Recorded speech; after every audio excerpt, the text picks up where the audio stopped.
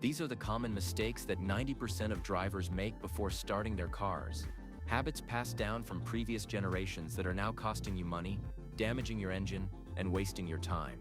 Today we're breaking down the science behind cold starts, debunking myths your parents taught you, and revealing what modern engines actually need to stay healthy. If you've ever let your car idle for 5 or 10 minutes on a cold morning thinking you're doing it a favor, you're not alone. But you might be shocked to learn you've been doing more harm than good. Let's start with the most widespread mistake that millions of drivers make every single day, especially during winter, which is letting your car idle for several minutes before driving. Here's what you probably believe. Your car needs time to warm up, maybe 5 minutes or maybe 10, and it's what your parents did and what their parents did before them. Honestly, it just feels right. Letting that engine purr in the driveway while you finish your coffee. But here's the truth that's going to save you time and money. Modern engines need only about 30 seconds of idling before you can drive. And that's roughly the time it takes to fasten your seatbelt according to AAA. Consumer Reports backs this up by stating that engines are fully lubricated within 20 to 30 seconds of starting, and the US Department of Energy says the same thing, with guidance from most car manufacturers confirming vehicles are ready after just 30 seconds of warming up. Now if you're thinking, wait, that can't be right, I understand because this contradicts everything we were taught. Let's talk about why this change happened. The 5 to 10 minute warm-up wasn't always wrong. And if you were driving a car before the 1990s, you probably had a carburetor under your hood. Carburetors required longer warm-up periods, sometimes several minutes, to ensure the proper fuel mixture, and they used a device called a choke that restricted airflow and relied on engine heat to properly vaporize gasoline. Back then, letting your car warm up for several minutes wasn't just recommended. It was necessary, and without it your engine would run rough or maybe buck or even stall out. AAA Senior Automotive Manager David Bennett explains that if you attempted to drive with the choke engaged, you were in for a bumpy ride. But here's the key. Carburetors started disappearing in the 1980s and 1990s, and modern fuel injection systems replaced them, which changed everything. These systems use sensors that automatically adjust the air-fuel mixture based on temperature, so they don't need you to sit there waiting because they handle it themselves instantly. If you're still idling for 5 or 10 minutes, you're following advice designed for technology that hasn't been in your car for 20 or 30 years. Let's break down what actually happens in those first 30 seconds after you turn the key. Within 10 to 15 seconds, oil begins circulating through your engine and reaching the components that matter most. In modern vehicles, this happens remarkably fast. While in older cars or cold weather, the oil is thicker and takes up to 30 seconds, but that's still far from the 5-minute idle you might be doing. Your oil pump is working during this brief window to lubricate components throughout the engine, and once that oil reaches all the engine's vital parts, which AAA confirms happens within the time it takes to buckle up, you're good to go. John Ibbotson, Consumer Reports chief mechanic, puts it perfectly when he says giving the engine a chance to run for a minute before driving on a cold day is smart, but there's no need to let it run longer beyond warming the cabin and defogging the windshield. Notice he said a minute, and even that's being generous compared to the 30-second standard. Now let's talk about what all that extra idling is actually costing you. The EPA reports that idling for more than 30 seconds wastes more fuel than restarting your car. So read that again, because after 30 seconds you're literally burning money for no reason. How much money are we talking about? Consumer Reports found that idling for just 10 minutes can waste up to a quarter gallon of gas. And if you're doing this every cold morning throughout winter, that adds up fast. But it gets worse, because the US Department of Energy calculated that if drivers avoided all unnecessary idling, it would equal taking 5 million cars off the roads. That's not just about your wallet. That's about emissions and air pollution and environmental impact. And here's the kicker. Your engine actually warms up faster while driving than sitting idle, which means you're not just wasting fuel, you're taking longer to get to the temperature you want than if you just started driving after 30 seconds. Some states have even started cracking down on this, with Illinois law prohibiting leaving your car running with the key in the ignition, while other municipalities limit how long you can idle. If extended idling is mistake number 1, revving a cold engine is mistake number 1A, and it's even more damaging. Maybe you've seen someone start their car and immediately rev the engine, or maybe you've done it yourself thinking it helps warm things up faster. Some people tap the gas pedal a few times right after starting, while others hold higher RPMs believing they're helping the oil circulate. Here's what's actually happening. You're causing rapid temperature changes and putting stress on engine components that aren't ready for it. You're forcing the engine to work harder than it should without proper lubrication. Think about it this way. Your engine oil has spent the night draining down into the oil sump because gravity pulled it away from the components it's supposed to protect. And when you start the engine, that oil needs time to get pumped back up to pistons and bearings and cylinder walls and piston rings and crankshaft and valves. When you rev the engine cold, you're asking all those metal parts to move faster and rub against each other before the oil has reached them, and the result is increased friction with metal grinding on metal and micro damage accumulating with every cold rev. Gear explains that revving your cold engine warms it up too fast and forces it to operate at high speeds without proper lubrication, while Batteries Plus confirms that it doesn't help your car warm up faster and just puts extra stress on the engine before the oil has fully circulated. The damage compounds over time because poor fuel combustion in a cold engine leads to unburnt fuel residue accumulating as carbon deposits. You get stress on components, increased emissions from incomplete combustion, and higher fuel consumption because engines use more fuel at higher RPMs. Let's address something you might have heard, which is that a cold start equals hundreds of miles of normal wear on your engine. Some sources claim a cold start equals 400 to 500 warm highway miles of wear, a figure attributed to someone named Robert Sikorsky from over 30 years ago. But here's what matters. This claim is heavily disputed and considered outdated or exaggerated by many modern experts while being debated extensively in automotive forums. What we can confirm is this: most engine wear does occur during cold starts, but not for the reasons that old statistics suggests. During a cold start, several things happen at once. Motor oil has thickened overnight and flows more slowly. Gravity has drained oil into the sump, leaving components temporarily unprotected. Condensation forms inside the engine, causing rust and corrosion, and the richer air-fuel mixture at startup can wash oil from cylinder walls. But here's the context that changes everything.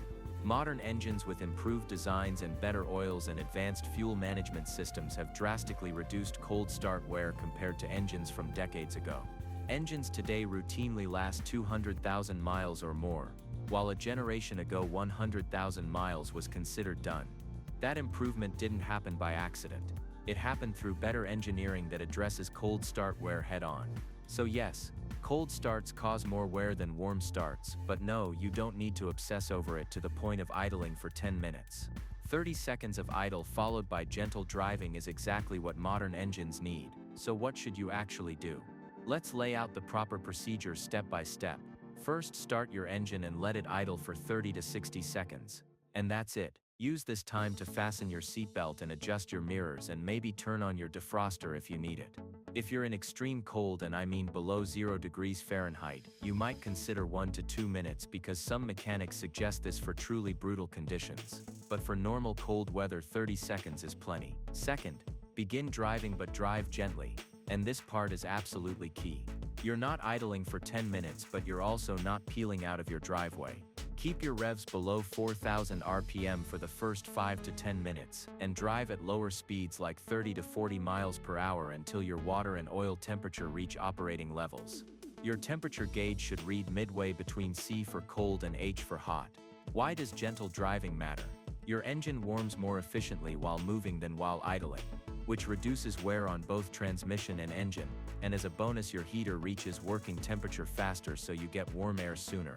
Think of it like stretching before exercise, because you don't go from sitting on the couch to sprinting at full speed. You warm up gradually, and your engine needs the same courtesy. Some modern cars actually build this wisdom into their design, and BMW M engines, for example, use a variable rev limiter that restricts RPMs when the engine is cold. It might start limiting you to 3,000 or 4,000 RPM when cold, then gradually increases to the full 8,500 RPM limit as the engine warms, which means the car literally won't let you damage it. We need to talk about batteries, because cold weather doesn't just affect your engine, it hammers your battery. AA's Automotive Research Center reports that your battery loses 35% of its power at 32 degrees Fahrenheit, which is just at freezing, and at 0 degrees you lose 60%. Think about that for a second. At temperatures we see every winter across much of the country, your battery is operating at less than half its normal capacity. Why does this happen? The chemical reactions inside your battery slow down in the cold, and at the same time your engine oil thickens, which means your car needs more power to start. You're asking a weakened battery to do a harder job. Here's a frightening detail. A fully charged battery won't freeze until 76 degrees below zero, but a fully discharged battery could start freezing around 32 degrees. If your battery is already weak and you live somewhere cold, you're asking for trouble. The average lifespan of an automotive battery runs 3 to 5 years, and with all the increased electronics in modern vehicles like touchscreens and advanced safety systems and multiple cameras, lifespans are skewing closer to 3 years now. AAA reports that Kentucky and Indiana residents may need battery replacement every 45 to 54 months, or about every 3.5 to 4.5 years.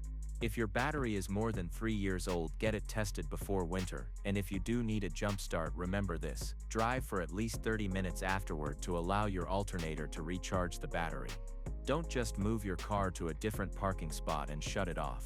Here's a myth that some of you might have heard, which is that you should turn off your air conditioning before shutting off your car to prevent compressor damage. Let me save you some worry, because for modern vehicles this is mostly a myth. Car Parts reports that modern direct injection vehicles can handle the extra load from the AC compressor even after a cold start, and here's why. When you turn the key to the start position, accessories including your AC are automatically cut off during cranking, and power is restored to electrical components after the engine starts. Your car's computer systems protect components automatically rather than relying on you to remember, and this might have been more relevant for older vehicles with older technology, but today's cars have it handled. The one real concern worth knowing about is that leaving your blower on the on position rather than auto can drain your battery if you leave the key in the on position without the engine running. But that's a battery issue, not a compressor issue. So if you've been religiously turning off your AC before every shutdown, you can stop, because your car doesn't need you to do that anymore. For those of you driving electric vehicles, the rules change, but in an interesting way. Cold temperatures can reduce EV battery range by up to 25% according to Consumer Reports, and that's a big hit. But here's the good news. EVs don't need a traditional warm-up in the same way gas cars do, because there's no engine oil to circulate and no combustion process to optimize. Instead, EVs benefit from something called preconditioning, which lets you warm both the battery and cabin while your car is still plugged in, and this takes about 30 minutes. This brings the battery to optimal temperature before you start driving and helps you maintain better range in cold weather. Unlike gas cars, where we've learned that lengthy idling is bad, EVs actually benefit from this lengthy warm-up via the preconditioning feature. You're using electricity from your plug rather than draining your battery, and you're starting your drive with everything at ideal operating temperature. So if you're driving electric, embrace the preheat, and for gas cars, skip the long idle. Before we wrap up, let's rapid fire through some other common mistakes drivers make before starting their cars. Not checking tire pressure is a big one, because cold air causes pressure to decrease about 1 psi for every 10° Fahrenheit temperature drop, and underinflated tires reduce fuel efficiency and increase wear. Ignoring dashboard warning lights can turn what starts as a minor issue into a major breakdown if you keep ignoring that light. Neglecting windshield wipers is another problem, because you should replace them every 6 months, and bad wipers in winter weather aren't just annoying, they're dangerous. Not checking fuel level matters more than you think, because keeping your tank at least half full prevents gas line freeze up in winter. For manual transmission drivers, stop riding the clutch by resting your foot on the pedal while driving, and don't rest your hand on the shifter while driving, because it adds pressure on transmission bushings and synchronizers. Let's bring this all together, because we've covered a lot of ground. The habit of letting your car idle for 5 or 10 minutes before driving is outdated and wasteful and potentially harmful, and modern engines need 30 seconds or maybe 60 in extreme cold. After that, you're just burning fuel and creating emissions and actually delaying the warm-up process. Revving a cold engine is even worse, because you're forcing metal parts to work at high speeds before proper lubrication reaches them, causing wear that accumulates over time.